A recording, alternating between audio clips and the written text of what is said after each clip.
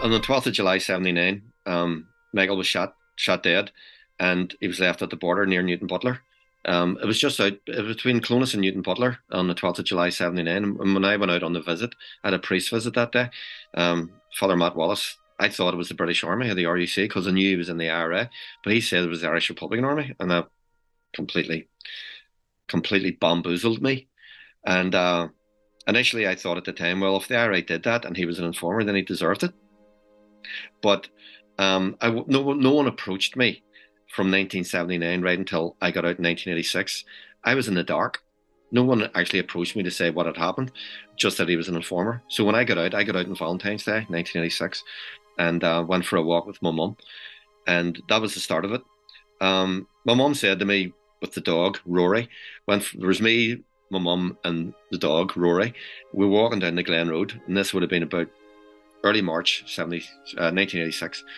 She says, "Son, what are you for doing? What's your plans for the future? You're still young." I was 29. I says, I'm not really sure, Mum. I think I'll take R&R for a while to get my head short. Maybe go on the continent for a while to Spain or somewhere like that. Mm. And I also wanted to hit back at the British for murdering 10 of my comrades on hunger strike. So I came out with a sort of bitterness, and I wanted to make them pay for what they'd done in the H blocks. That's how I felt. And she says, "I understand that, son. I completely understand that." But she says, "I stood by you for nearly 10 years. Now I want you to stand by me." I says, "What do you mean, stand by you?" She says, "I'll give you a job to do, and the only person who can do it is you. I need you to go back in time and find out what happened to my son, Michael." I said, "Mum, that was what, 79? 80, 81, 82, 83, 84, near 7 years ago. You need to let it go. Michael was an informer. Probably would have shot him myself." Um, he says, "I understand that, son, but I need you to go back in time and find out, was he an informer?" So I made her a promise, John, that I would try to find out what happened to him. But it was a poison chalice, and I told her at the time, "Mum, that's a poison chalice. The IRA has never cleared anyone, any of their volunteers, and then they hadn't. There was no record of it as far back as 1916 when they were formed through the Irish Volunteers and the Irish Citizen Army, you know. And why were they going to start? If they were going to do it, it would be completely unprecedented. And my mum says, "Well, you're the one that can break new ground. There's nobody else can do it." So after several failed attempts, um, in 2001, the political climate was changing. We got the IRA to come forward and to launch an investigation, which commenced in October 2001, into the circumstances surrounding the death of a volunteer called Michael Kearney. And I was asked by the IRA, to park a motion. Was I capable of doing that? And I said, "Yeah, I'm a soldier." And they said, "Right, so the point of contact with the family would be me, and we would park a motion, and we would clinically go through what happened to Michael." And that's what the IRA did. They were successful in doing that.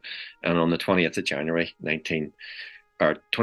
2003, the investigation commenced in October 2001. It ended on the 20th of January 2003, and they issued a statement to the family and clearing Michael of any suggestion that he was a paid informer. In March 1979, Ballymurphy volunteers were involved in one of the biggest military operations planned by the IRA in the north. 42 bombs were prepared and stored in a warehouse in the Shore Strand for what a senior IRA volunteer would later describe as the one that, if it had come off, would have ended the war. However, the British were tipped off, and a large contingent of Special Air Service troops, SAS, were moved into the Shore Strand area in East Belfast in a joint RUC army operation manoeuvre. Upwards to 30 IRA volunteers were to have taken part in the operation, and the heavy deployment of the SAS, many, according to the IRA, arriving disguised as workers in Department of the Environment lorries and vans, would suggest the British intention of devastating the Belfast Brigade with a major killing of volunteers. However, the stakeout was badly coordinated by the RUC and the Brits. There were Eventually, the SAS pulled back long enough for all units to get away. They didn't go in for the kill, and afterwards the Brits and the RUC spent ages blaming one another for the screw-up. It was a British military screw-up. Then in July 1979, an IRA volunteer named Michael Kearney, my brother, was shot dead near the border for tipping the Brits off about the bombs. Michael Kearney was an informer. He's getting shot for the short strand bombs. Um, what I have been at for the last 40 years, with trying to get Michael cleared, which I did do. I successfully did that in 2003, and the IRA leadership helped me to do that. But while that was going on, that was the 20th of January 2003. In May, a few months later, I was still meeting the IRA up until September of that year. In May, Greg Harkin, a journalist, went to a house in Riverdale, and Freddie Scappaticci opened the door, and Greg Harkin said, "You're the agent steak knife." He denied it, but when I met the IRA during that period, I says that completely puts a different perspective on this. And I says, did you interview Scap? He said, yep. I says, is he a British military officer? Or is he an IRA volunteer interrogating my brother? And they were evasive. So my group then said, well, there seems to be a lot of disinformation here. And there was a lot of disinformation. Without going into the detail, there was a lot of confusion at that time. And there was people saying that he was a hard-working Republican stitched up a gutter press, a British-inspired media. So there was confusion. And they had interviewed him. They had said that he'd played a role in the execution of Michael Kearney, but not a central role, which I didn't really understand what that meant. But the IRA had confirmed that Scappaticci was with Michael in the same room, interrogating him. So I was saying to my own team, is this an agent interrogating my brother, which completely negates the whole process? And he says, well, the only person who can answer that is Brendan Hughes. So why did you go down and see him? So I did. I went down and met him in June 2003, Brendan Hughes. And I explained to him what had happened. Michael had been cleared, but this thing the month earlier by Greg Hargan approaching Scappaticci, what was all that about? He sat me down in his top flat in Divis Tower. He says, Séamus, I was GHQ intelligence. He says, when did you get out? I says, he was known as the Dark. He was a good friend of mine. He was also our leader in the jail. And I says that February 86. He says, well, I got out in November. Here's me, yeah. And he says the following year I took over GHQ intelligence. And part of my remit was looking after internal security. I wasn't a member of it. I had an overarching reach on them. And he says, so Freddie Scappaticci was a British military officer. And he was attached to the Force Research Unit, which was formed. When was that? You're the man with the dates, Séamus. I says that wasn't actually formed in 70. He was probably working for British military intelligence start, but a Force Research Unit was formed the following year, 1980. There you go. So he's working for the British military. He was a military intelligence officer, Séamus. He was interrogating your brother in Dundalk. That completely changed everything for me. And he says that whole unit were infiltrated. So don't forget, don't be blaming everything on Freddie Scappaticci, Séamus. That whole unit were infiltrated. He gave me the names of them. He wrote them down, gave me the names. I have those names. They're now with my solicitor. And I says, that whole unit? I says, I would have thought that, Dark, because Scap couldn't have done that on his own. No, absolutely not. Scappaticci could not have done all that on his own. Because you would have had people who were working close. And if there had been the genuine articles, they would have turned around and says, what the hell are you doing? I'm reporting you to Brigade. I'm reporting you to the Army Council. What the hell are you shooting people like that? Are you nuts? So the whole unit were infiltrated. They had to be. And that's what we knew. That's what the Dark told me in June 2003. So that whole unit were infiltrated. The head of the unit, it was formed in autumn of 1978. And it was led not by Scap. It was led by a member of the Special Boat Service. And he was an agent. He was working for Special Branch. He ran the unit. He was the head of it. He was feeding information back to the Special Branch, the head of the unit.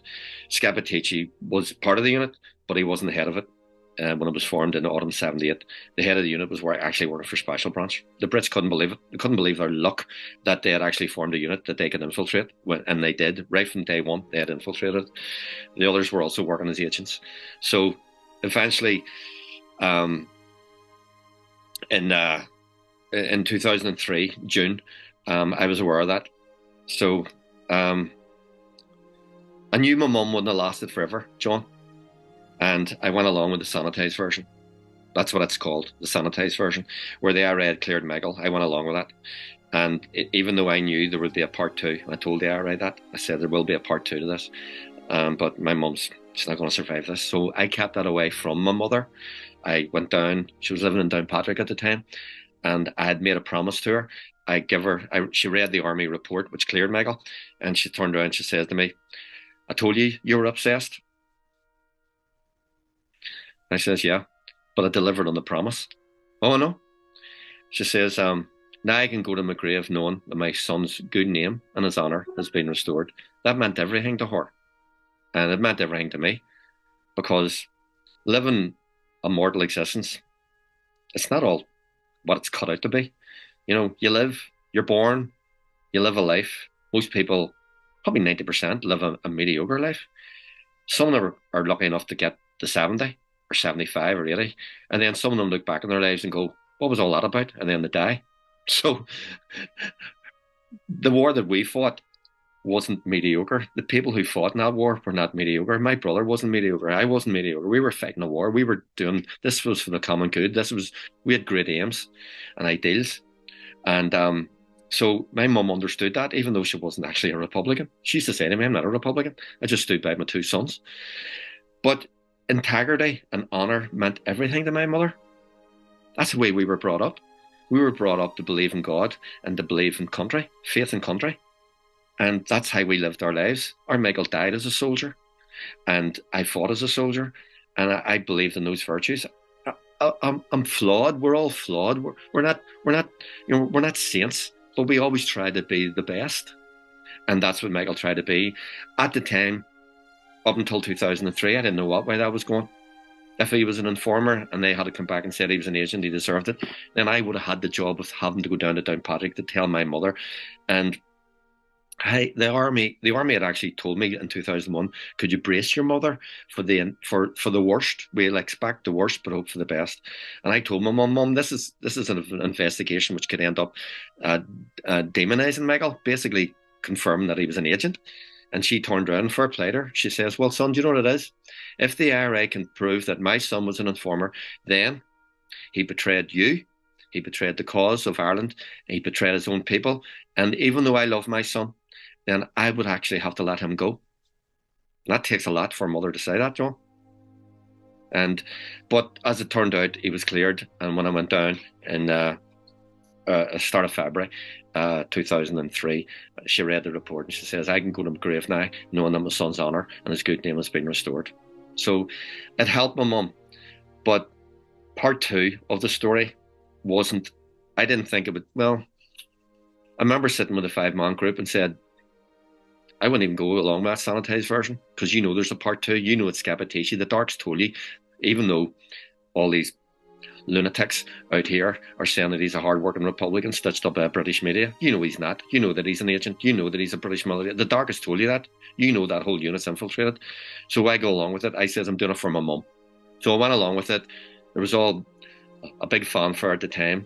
We had a great mass for him, a Republican mass for him on June the 22nd, 2003. Father Matt Wallace was there, the man who delivered the bad news to me on the 12th of July 79, the man who done the mass for Michael at the time in 79. He was at the funeral mass for him, and then he was there on June the 22nd, 2003, and it was a glorious day, John. And on that day, it was a commemoration mass for Michael, the fact that his honour had been restored. There was over 1,000 people at it, 1,000 people. And he says this is a great day, and it's great to see that Kathleen has lived to see that day, and it's great to see that Séamus is here. And, so it healed a lot of wounds, but it still remained the fact that Scappatisci was at the centre of this, and he was a British military officer, and I knew that because the Dark had told me it. While you were like an active member, were you aware? I know Scappatisci only joined, I think, kind of late 70s or so, but even at that time when you were still active, were you aware of someone? Were you aware of a man named Scappatisci who was No, the Nothing Spot? This only came no, after?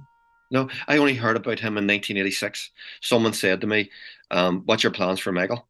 It was my cousin, and we were in Bangor, and he brought up this name. I just got out, went down to see him, and he says, will you have you looked at what happened to Michael? Has anyone told you when you're in the prison? I says, nobody's come near me. He says, right. He says, well, see if it ever lands on your lap. Remember this name. Here's me. Go ahead. He says, Freddie Scappaticci had your Michael. Flip. Who's he? I says, is he an ice cream man? And he says, no, he's not. Apparently, he's an IRA man. And apparently, he had he was close to the interrogation of Michael. And that's when I first heard that. That was March '86. I never heard of him before. Knew nothing about him. I assume you'd have been aware, even before you were aware of Scappaticci, of a team known as like the Nutting Squad. Yeah, I knew about them. Yeah. I was aware of them. Had it ever happened where someone who you knew, trusted, worked with, later did turn out to be like a legitimate informer? Outside of that unit? As in, like, someone that you had previously worked on some job somewhere that turned out to be a rat. Yeah. That's with Operation Canova at the minute. That rat. Come again, the Operation what? That name has been handed to Operation Canova. The rat. The one that you had worked with. What's that like? Just as an emotion when you figure out that someone who you trusted and who could have put you away or had you killed or something was actually not on your side. Completely devastating would be an understatement, John. Completely devastating doesn't really cut it.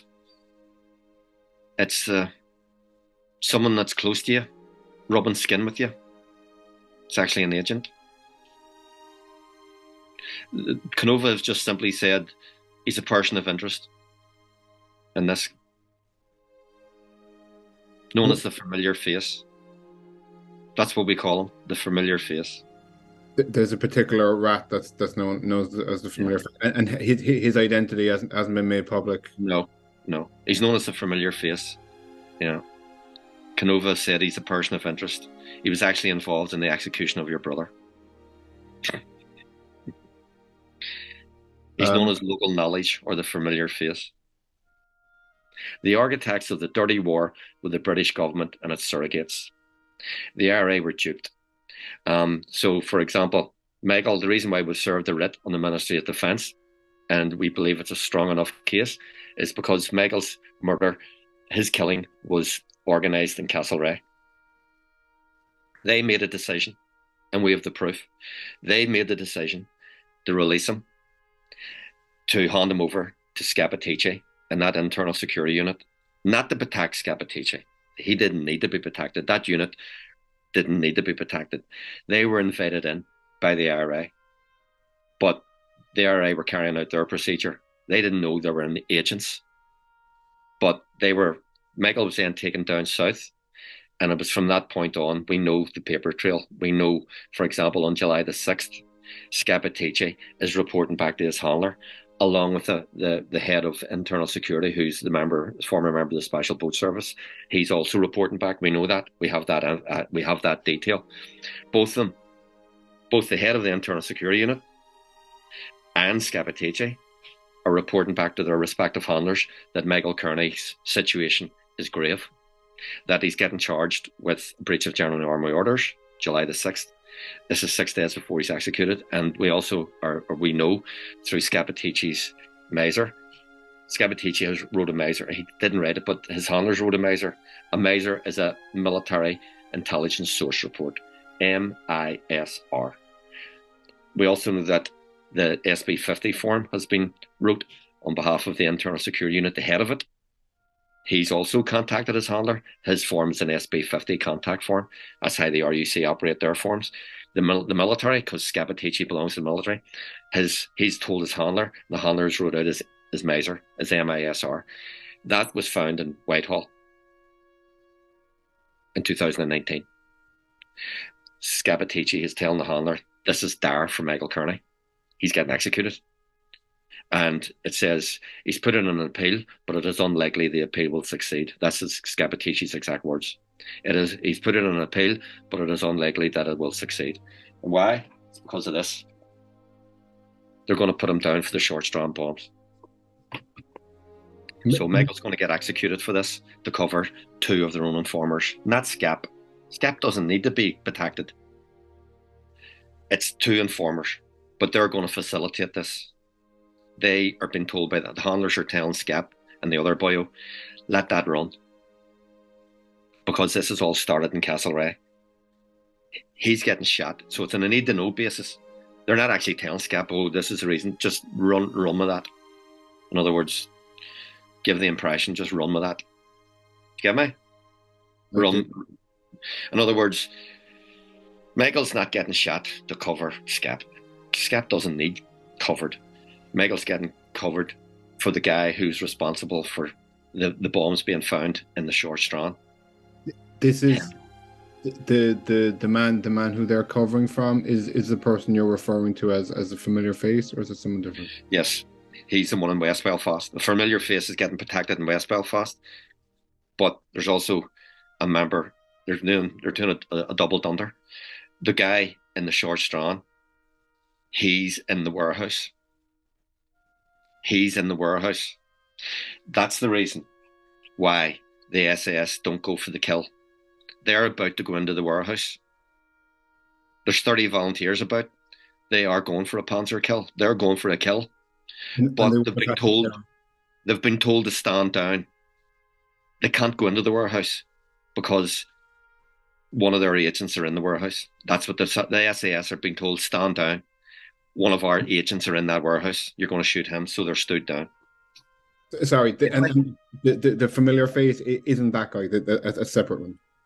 He's not in the warehouse. Okay, he's separate. He's separate. I gotcha. Okay. So it's quite complex. So they could have charged Michael, but they've decided not to, and they've decided to release him to cover two agents, one in West Belfast, one in East. So Michael's getting executed. He's getting stitched up the back. The police put it to the vote, 3-1 in favour of his release. Sure enough, within 48 hours, Kearney was ordered to report to the IRA's internal security unit. He was driven south to the Irish border. Kearney was questioned by a team of interrogators, including Freddie Scappaticci. After 16 days, he was released, or so he thought. They actually had given him a drink. They had actually told him that he was going home to his mother and he would be heading due north shortly. Instead of heading north back to Belfast, the van carrying Kearney headed west along the border. And when they reached a place called Maguire's Bridge, it was there that he was told quite candidly that he was to be executed. How do you know that? The RA told me. He got out of the vehicle, and I've been told he wasn't bound or gagged or hooded in any way. His executioner, he said that he accepted it as a soldier. Michael asked to say a prayer, and he was allowed to, while the guy loaded up, and as he was praying, he was shot twice in the back of the head at close range. Michael Kearney had just turned 20 when he was shot by the IRA after being interrogated by Scappaticci. The IRA have since acknowledged he was never a spy. With the blood of Michael Kearney on his hands, 2 months later, Scappaticci graduated from being an informer with the police fraud squad to a paid agent with military intelligence. Something goes technically wrong while Michael's down south. While he's being interrogated? Yes, something goes wrong. Scap realises, oh my God, what has happened here? And what goes wrong is this. Michael was lifted on Wednesday, June the 20th. He's released 3 days later, Saturday, June the 23rd. He's handed over to internal security on Monday, June the 25th. He's down there for 16 days. He's court-martialed on July the 6th. He's going to be executed on July the 12th. Scappaticci has told the handlers he's getting shot. It's not up to Scappaticci. It's up to the handlers to report back to their superiors. He can be saved, but they've decided no. Why? Because they've already put a target on his back, and Castlereagh and sent him out for a reason. He's been given a role. So to cover these two agents, Scappaticci and the internal security, as they will do in the future, will facilitate these executions. Michael's the first, by the way. Michael Kearney's the first. He's not the last. He's the first. But this is the beginning of the pattern where they're going to use internal security for their own ends. If they're going to decide who goes, who lives, and who dies, the British decide. It's not the IRA. The IRA may rubber stamp it. Army Council may rubber stamp stuff, but it's based on the trust that they have had in internal security. Do you get me? So, something goes seriously wrong on July the 6th. When Scappaticci says to Michael, "You were responsible for the short strand bombs." They're accusing him. And for the first time, Michael says, No. You drove them over? Yep, which he did do. So he was involved in that, which implicates him, sets him up. So he delivered the 42 bombs to the short strand. But they say to him, "Well, we think you're the informer." But Michael does something. He's on the ropes. He defends himself. "No, it's not me. Anyway, it's in my debriefing report." That's when the alarm bells go off. Where's that? They should have picked that up. It's a technical error on their behalf. He should have had the debriefing report with him. They were going to destroy it, but they couldn't destroy it if it wasn't with them.